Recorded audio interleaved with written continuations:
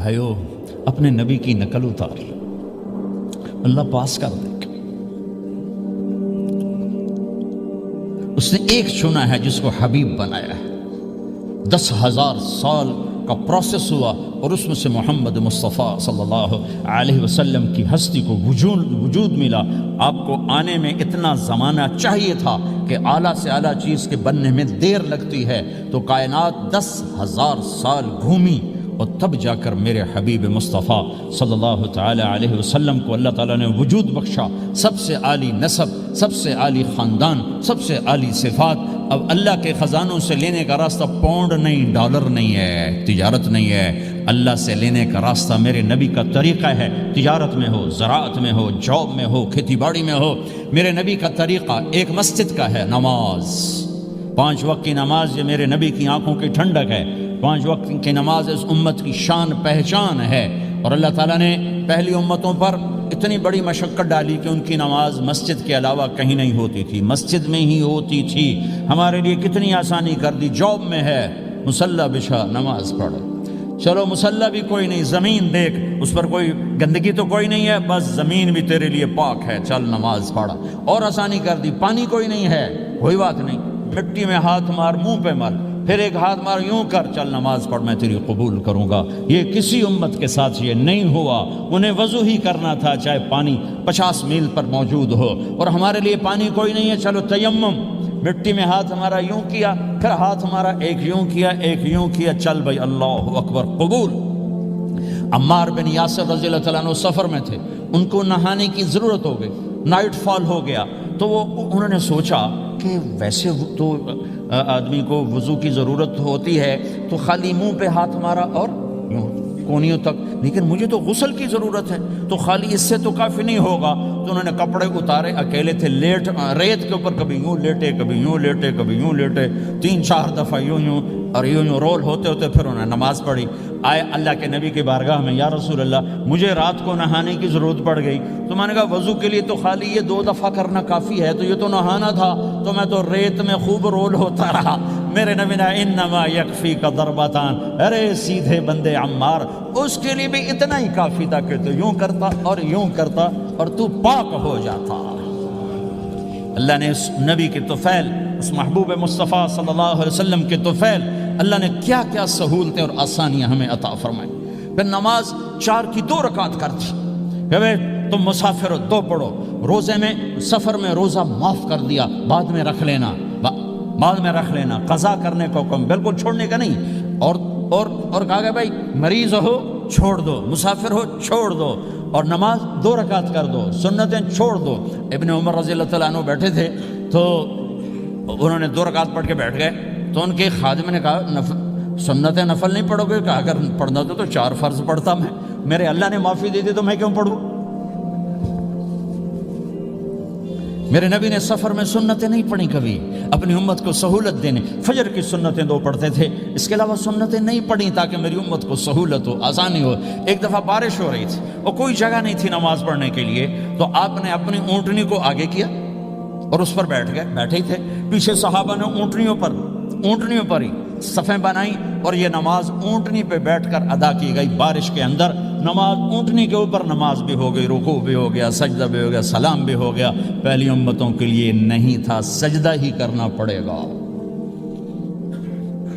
یہ اللہ کے محبوب مصطفیٰ صلی اللہ تعالی علیہ وسلم کی طفیل، میرے اللہ نے ہم پہ فضل و احسان کیا، تو میرے نبی کی زندگی میں عبادات میں نماز سب سے اعلیٰ نظر آتی ہے، سب سے نمایاں نظر آتی ہے۔ اور پھر بازار میں، گھر میں، دفتر میں، ماحول میں میرے نبی کے اخلاق، یہ زندگی کا دوسرا روشن پہلو ہے۔ میرے نبی کی ساری زندگی 2 لفظوں میں آتی ہے، عبادت اخلاق، عبادت اخلاق، یا 2 اور لفظ، حقوق اللہ، حقوق العباد، حقوق اللہ، حقوق العباد۔ حقوق اللہ میں نماز سب سے اعلیٰ، اور حقوق العباد میں لوگوں کی برداشت کرنا، لوگوں سے درگزر کرنا، معاف کرنا، جھوٹ سے بچنا، دھوکے سے بچنا۔ میرے نبی سے پوچھا گیا یا رسول اللہ مسلمان کنجوس ہو سکتا ہے؟ ہم نے کہا ہو سکتا ہے۔ یا رسول اللہ مسلمان کمزور ہو سکتا ہے، بزدل ہو سکتا ہے، ڈرپوک ہو سکتا ہے؟ آپ نے کہا ہو سکتا ہے۔ یا رسول اللہ مسلمان جھوٹ بول سکتا ہے؟ آپ نے کہا نہیں، جھوٹ نہیں بول سکتا، جھوٹ نہیں بول سکتا۔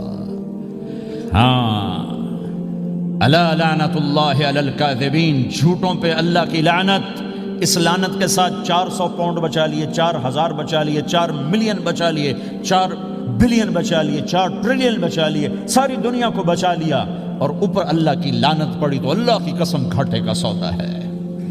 اور سچے ہو گئے، سچ بولا، یہ میں 100 پاؤنڈ کماتا ہوں، لے لو جو لینا ہے اس میں سے، یہ میں 1000 پاؤنڈ کماتا ہوں، لے لو جو لینا ہے، یہ میں 50,000 پاؤنڈ کماتا ہوں، لے لو جو لینا ہے، کہ مسلمان کی زبان سے جھوٹ نہیں نکلتا، سچ ہی بولتا ہے۔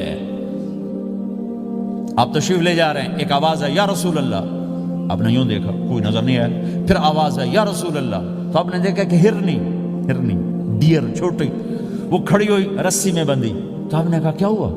کہا جی آپ کا صحابی مجھے پکڑ کے لایا ہے، میرے چھوٹے چھوٹے بچے بھوک سے رو رہے ہوں گے، آپ مجھے چھوڑ دیں، میں بچوں کو دودھ پلا کے واپس آ جاتا، مجھے پتا ہے میرے اللہ کی تقدیر میرے بارے میں کیا ہے۔ تو آپ نے کہا اگر تو واپس نہ آئی تو پھر؟ تو اس نے کہا مجھے اللہ جہنم میں ڈال دے۔ آپ نے اس کی رسی کھول دی، خود وہیں بیٹھ گئے، اس نے دوڑ لگائی اور پہاڑوں میں گم ہو کے، تھوڑی دیر کے بعد وہ دوڑتی ہوئی آئی اور آ کے سر یا رسول اللہ میں حاضر ہو گیا، تو آپ نے اس کو باندھ کے وہیں آپ بیٹھ گئے نہیں۔ دیر کے بعد وہ صحابی آئے جنہوں نے اس کو شکار کیا تھا، پکڑا تھا، تو کہنے لگے، ان کا یا رسول اللہ آپ یہاں کیسے؟ کہ میں ایک درخواست لے کر آیا ہوں۔ کہ کیا؟ کہ یہ ہرنی مجھے ہدیہ کر دو۔ کہ یا رسول اللہ سب کچھ آپ کا ہے، کہ بس یہ ہدیہ کر دو۔ یا رسول اللہ حاضر۔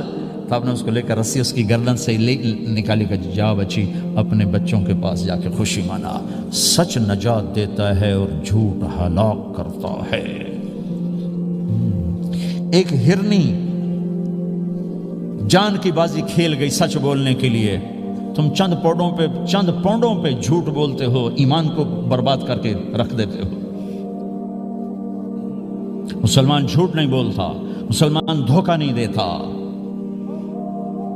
مسلمان کی زبان سے سخت بول نہیں نکلتا، کسی کو بے عزت نہیں کرتا، کسی کو کی بے اکرامی نہیں کرتا، کسی کا دل نہیں توڑتا، کسی کو ذلیل نہیں کرتا، خود سہتا ہے، اوروں کو خوشیاں دیتا ہے، خود دکھ سہتا ہے، اوروں کو راحت دیتا ہے، خود تکلیف سہتا ہے۔ یہ میرے نبی کے اخلاق ہیں، یہ میرے نبی کی زندگی ہے، اور یہ اسلام کا سب سے بڑا چیپٹر ہے، اور سب سے مشکل چیپٹر ہے۔ جب میرے نبی نے لمبی نمازیں پڑھی تو اللہ نے روک دیا کہ میرے حبیب ما انزلنا علیک القرآن لتشقى، اتنی لمبی نماز نہ پڑھ کے تو تھک جائے۔ میرے نبی نے تبلیغ میں زور دکھایا تو اللہ نے روک دیا، فلتذهب نفسك علیہم حسرات، میرے نبی اتنا غم نہ کر کے آپ خود ہی آہیں بھرتے آپ مر جائیں۔ میرے نبی نے مال سارا خرچ کیا، اللہ نے اس سے بھی روک دیا، ولا تبسطها كل البسط فتقعد ملوما محسورا، اتنا خرچ نہ کریں کہ آپ خود پھر دکھی ہو کے بیٹھ جائیں۔ خرچ کرنا بہت بڑا عمل، تبلیغ سب سے سارے عملوں کا سردار عمل، تبلیغ سے بڑا کوئی کام ہوتا تو اللہ نبیوں کو دیتا، اگر تبلیغ سے بڑھ کر کوئی کام ہوتا تو اللہ نبیوں کو دیتا، گشت سے بڑھ کر کوئی محنت ہوتی تو اللہ نبیوں کو دیتا۔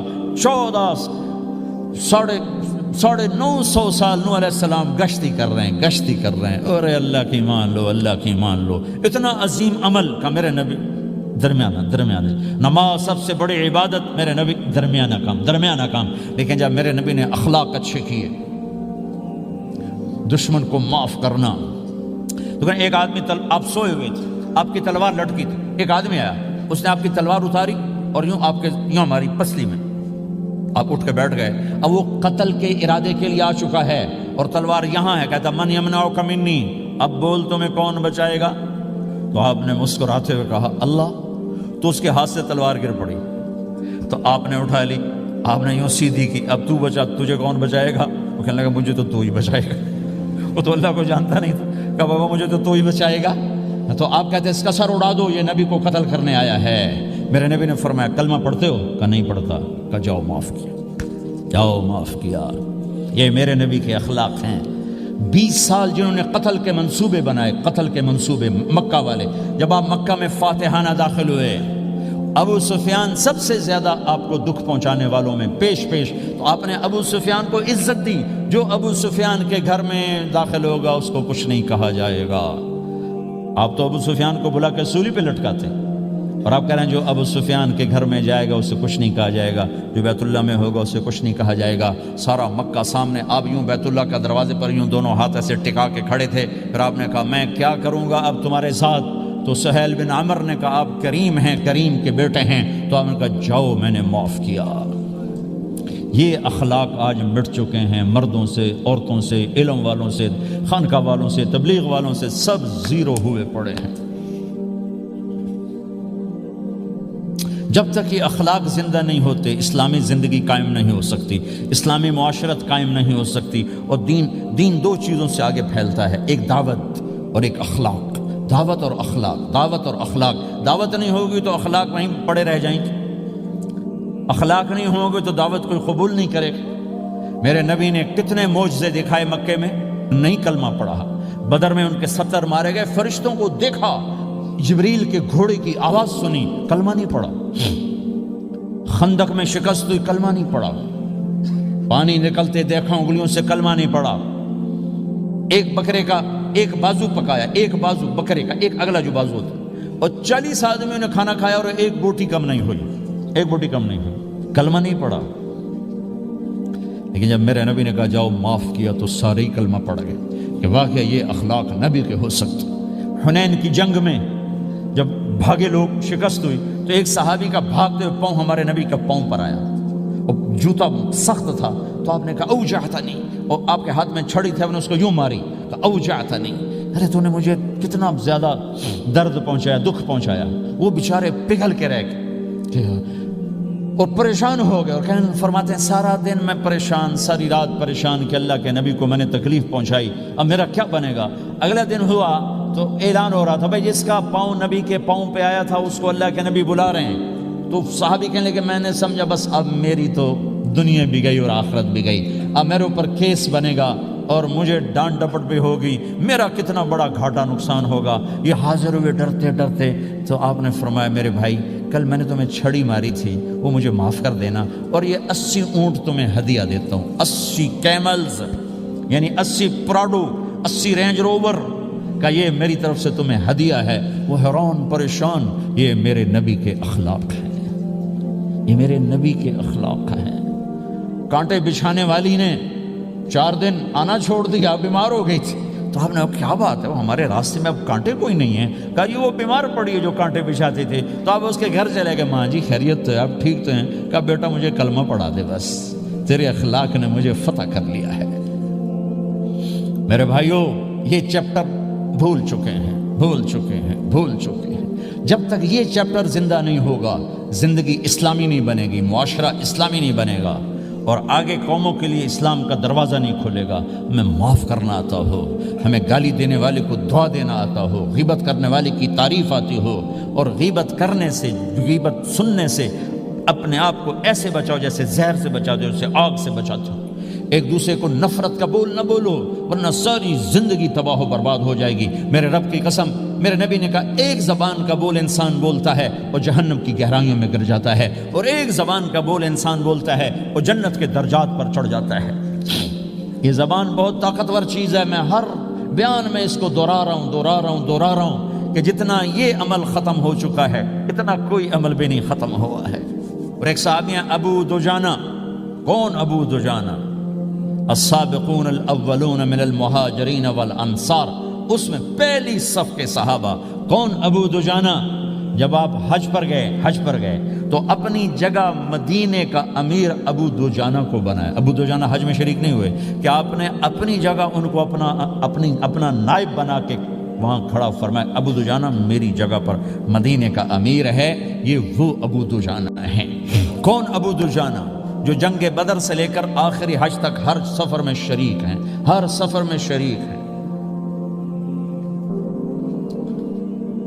ان کی ایک بات میں بتانا چاہتا ہوں، پہلے تھوڑی سی ان کی ہسٹری بتانا چاہتا ہوں۔ کون ابو دجانہ؟ احد کی جنگ میں آپ نے تلوار اٹھائی، کہا اس تلوار کو کون لے گا؟ کئی صحابہ کھڑے ہو گئے۔ آپ نے کہا اس تلوار کا حق کون ادا کرے گا؟ سارے بیٹھ گئے، 3 آدمی کھڑے رہے، ایک زبیر بن عوام، ایک عمر بن خطاب، ایک ابو دجانہ۔ ان کا نام ہے سماق بن خرشنہ، سماق بن خرشنہ ان کا نام ابو دجانہ سے مشہور ہے۔ تو آپ نے تلوار نہ عمر کو دی، نہ زبیر کو دی، ابو دجانہ کو دے دی۔ تو عمر رضی اللہ عنہ نے تو محسوس نہیں کیا، حضرت زبیر نے محسوس کیا کہ اس کو کیوں دی، مجھے کیوں نہیں دی، میں مہاجرین میں سے ہوں، میں پھوپھی کا بیٹا ہوں، میں اس سے دلیری میں کم نہیں ہوں۔ بلکہ حضرت زبیر کی دلیری کی تو دھک تھی، جدھر سلوار چلتی تھی کاٹتی چلی جاتی تھی، کہنے لگا میں دیکھوں گا یہ کیا کرتا ہے. تو ابو دجانہ کے پیچھے پیچھے زبیر ہو لیے. تو ابو دجانہ نے جو حملہ کیا تو 3000 کا لشکر تھا, اس کو چیر کے پار نکل کے, پورے لشکر کو کاٹ کے پار نکل کے. اور آگے عورتیں کھڑی تھیں جو مکے کے لشکر کو تیار کر رہی تھیں. نحن بنات طارقی نمشی علی النمارقی مشی القتل بوارقی المسک فی المخالقی المسک فی المفارقی والدر فی المخالقی ان تقبلوا نعانقی وتدبروا نفارقی فراق غیر وامقی. یہ گانا گا رہی تھیں اور ان کو تیار کر رہی تھیں. تو جب ابو دجانہ کی تلوار نظر آئی تو سب بھاگی.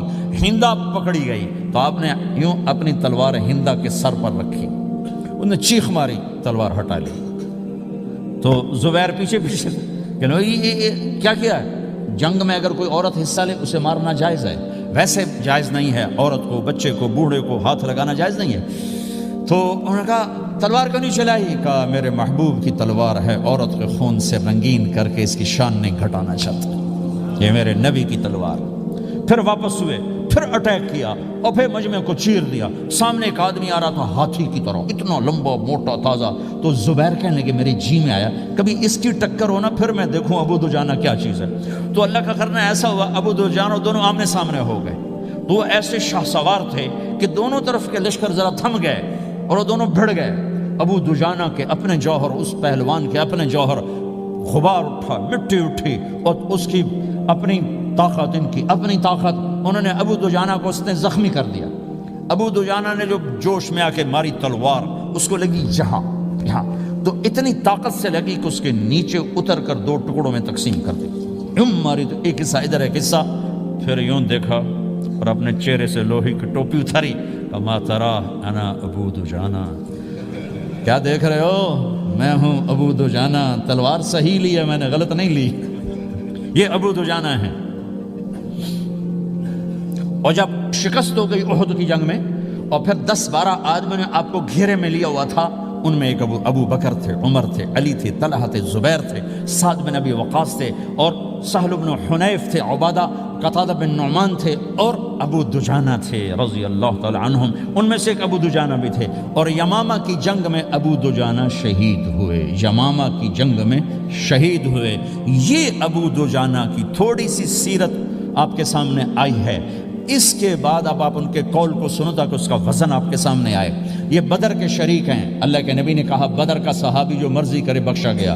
یہ صلح حدیبیہ کے شریک ہیں. اللہ نے قرآن میں کہا لقد رضی اللہ, میں ان سے راضی ہو گیا. یہ صحابی ہیں. اللہ نے کہا کلا وعد اللہ الحسنى, اے میرا نبی تیرے ہر صحابی کے لیے جنت کا وعدہ ہے.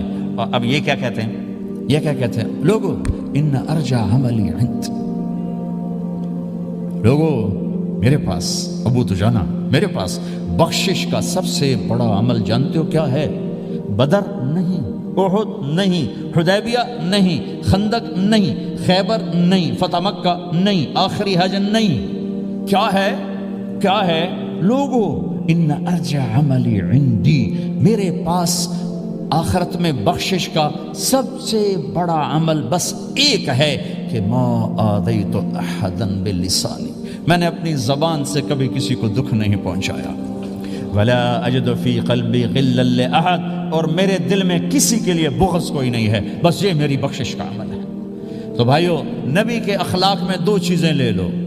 ایک زبان سے کسی کو دکھ نہ دو, ایک دل میں کسی کا بغض نہ رکھو. اللہ کی قسم بغیر حساب کتاب کے جنت میں جاؤ گے. بڑے بڑے جنید بغدادی اور بڑے بڑے معرفت والے تمہیں دیکھتے رہ جائیں گے. تمہاری رفتار اتنی تیز ہوگی کہ تمہیں وہی پکڑ سکے گا جس کا یہ 2 عمل تم سے زیادہ اچھا ہوگا. جس روڈ پہ رش ہوتا آپ وہاں سے گاڑی ہٹا لیتے ہو, ادھر نہیں, ادھر رش ہے, وہ سائن وغیرہ آپ کو آ جاتے ہیں کہ ادھر بلاک ہے, ادھر نہیں جانا, ادھر جانا ہے. تو جہاں روڈ پہ رش ہوتا ہے تو قیمتی سے قیمتی گاڑی کی رفتار بھی آہستہ ہو جاتی ہے, اور جہاں روڈ خالی ہوتا ہے تو پرانی گاڑی بھی بھاگے جا رہی ہوتی. ہمارے یہاں پرانی گاڑی ہوتی ہے نا, پرانی بسوں کے پیچھے لکھا ہوتا ہے نہ انجن کی خوبی نہ ڈرائیور کا کمال, خدا کے سہارے چلی جا رہی ہے.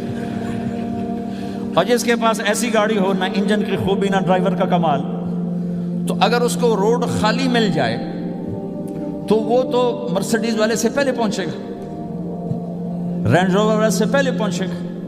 بینٹلی والے سے پہلے پہنچے گا، رولز رائس والے سے پہلے پہنچے گا، جو وہ تو پھنسی کھڑی اور اس کا روڈ ہی خالی ہے۔ تو میرے بھائیو، یہ میں ایک مثال دیتا ہوں، عبادات کی روڈ پہ بہت رش ہے، نمازی بے شمار ہیں، روزے دار بے شمار ہیں، عمرے والے بے شمار ہیں، حج والے بے شمار ہیں، اور تہجد گزار بے شمار ہیں، علماء بے شمار ہیں، حافظ بے شمار ہیں، ذکر والے بے شمار ہیں، بہت رش ہے، تبلیغ والے بے شمار ہیں، لیکن جو اخلاق والا روڈ ہے نا، یہ خالی پڑا ہے۔ اس پہ موٹر زوکی پہ چڑھ کے آ جاؤ تو سب سے آگے نکل جاؤ، سائیکل پہ چڑھ کے آ جاؤ تو سب سے آگے نکل جاؤ، کہ روڈ ہی خالی ہے، اخلاق کا روڈ خالی ہے۔